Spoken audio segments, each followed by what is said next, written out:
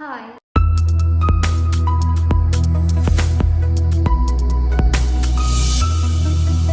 ഇന്ന് നമ്മൾ സംസാരിക്കാൻ പോകുന്ന ടോപ്പിക്ക് കരയരുതെന്ന് എത്ര ശ്രമിച്ചാലും കൺട്രോൾ ചെയ്യാൻ പറ്റാതിരിക്കാം.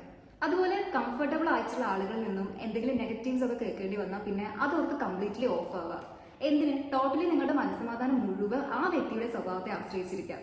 ഇതുപോലെ സോഫ്റ്റ് ആയി പോയത് കൊണ്ട് മാത്രം ഒരു വിലയും കിട്ടാത്ത ഒരുപാട് ആളുകളുണ്ട്. കാരണം എത്രത്തോളം നമ്മൾ പേടിച്ച് നിൽക്കുന്നോ അത്രയും നമ്മളെ പരിഹസിക്കാൻ ആളുകളുണ്ടായിരിക്കും. Because being so nice is very hardest. ഇതൊക്കെ പലരും ഫേസ് ചെയ്യുന്നതും എന്നാൽ അധികം ആരും അഡ്രസ് ചെയ്യാതിരിക്കുന്നതായിട്ടുള്ള ഇഷ്യൂസ് ആണ്. ഒന്നാമത് ഇപ്പൊ നമ്മൾ ജീവിക്കുന്നത് നല്ല കോമ്പറ്റീഷൻ ഉള്ള ഒരു ലൈഫ് സ്റ്റൈലിലാണ്. എല്ലാ കാര്യത്തിലും ഇത് ഇങ്ങനെയൊക്കെ തന്നെയാണ്. എങ്ങനെ നമുക്ക് മുന്നേറാൻ എന്നൊക്കെയാവും സ്വാഭാവികമായും ആളുകൾ മുൻതൂക്കം കൊടുക്കുന്നുണ്ടാവുക. ഇവിടെ നമ്മൾ ആഗ്രഹിക്കുന്ന പോലെ ഓപ്പോസിറ്റുള്ള വ്യക്തി മേ ബി ബിഹേവ് ചെയ്തെന്നിരിക്കില്ല. സോ ആളുകൾ എപ്പോഴും നമ്മളെ ഡിസപ്പോയിന്റ് ചെയ്തുകൊണ്ടിരിക്കും. ഒരുപക്ഷെ അത് നമ്മുടെ ഓവർ എക്സ്പെക്ടേഷൻ കൊണ്ടും വരുന്നതാവാം.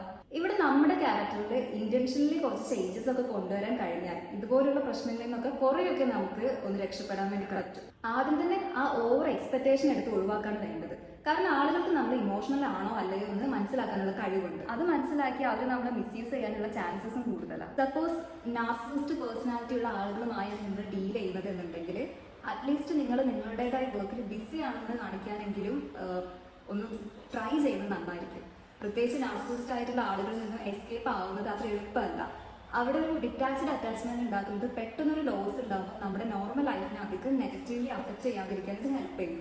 അവരുടെ ഭാഗത്തു നിന്നും എത്ര നെഗറ്റീവ്സ് ഉണ്ടായാലും ആ റോങ് പ്ലേസ് ഉപേക്ഷിച്ച് നിങ്ങൾക്ക് വരാൻ പറ്റാത്തതിൻ്റെ ഒരു റീസൺ എന്ന് പറയുന്നത് ഫിയർ ഓഫ് ചേഞ്ച് ആണ്.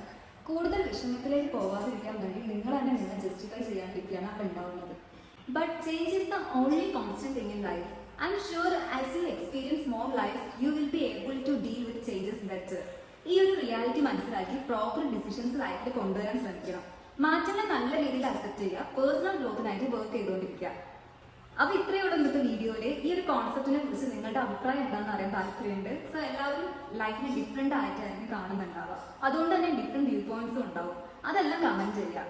ഇനി പുതിയൊരു ടോപ്പിക്കായിട്ട് നമുക്ക് നെക്സ്റ്റ് വീഡിയോയിൽ കാണാം. അപ്പോൾ ഇത്രയുള്ള ഇന്നത്തെ വീഡിയോ. ബൈ.